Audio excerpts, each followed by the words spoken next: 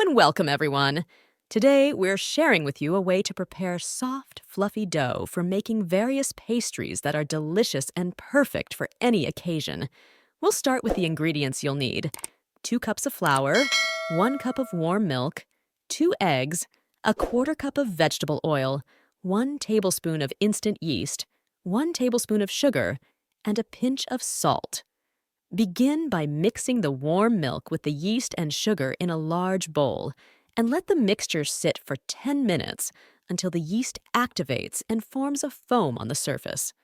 Then, add the eggs and oil and mix them well with the yeast mixture. Start adding the flour gradually, along with the pinch of salt, and begin kneading the mixture until you get a smooth and cohesive dough. If you find the dough is sticking, you can add a little more flour. Once the dough is well kneaded, cover it with a clean cloth and let it rise in a warm place for about an hour until it doubles in size. After the dough has risen, roll it out on a floured surface and start cutting it into various shapes. You can make braids or rolls. For example, take a piece of dough and roll it out into a rectangle. Fill it with cheese or thyme or even sauce and cheese. Then roll it up like a Swiss roll. Then, cut the rolls into small pieces and place them on an oiled baking tray. You can use sausage or pepperoni with cheese to make delicious rolls that are perfect for parties. If you want to make a braid shape, cut the dough into 3 strips and braid them together. You can also add a little cinnamon sugar to make it sweet. Brush the tops with egg yolk mixed with a bit of milk to give them a beautiful golden color after baking. Place the pastries on an oiled tray and let them rest for an additional 15 minutes. Meanwhile, preheat the oven to 180 degrees Celsius. Place the tray in the oven and bake the pastries for 15 to 20 minutes until they are golden and puffed up.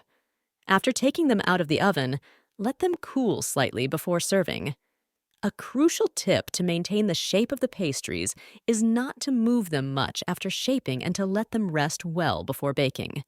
If you want to add a special touch, you can include fillings such as chocolate or jam, or even savory fillings like tuna or chicken. You can serve the pastries with tea or coffee, or even as a light snack at any time. To keep them fresh, store them in an airtight container. If you want to add a personal touch, you can decorate them with sesame seeds or black seeds before baking. And if you want to try something new, fill the pastries with a mixture of herbs and olives with feta cheese. One thing that helps ensure the pastries turn out well is using high-quality ingredients and sticking to the specified times for rising and baking. Always make sure the oven is preheated to the right temperature so the pastries can color and puff up correctly. In conclusion, we thank you for following along and hope you enjoy making these soft, fluffy pastries. Don't forget to share your experiences and photos of your creations with us.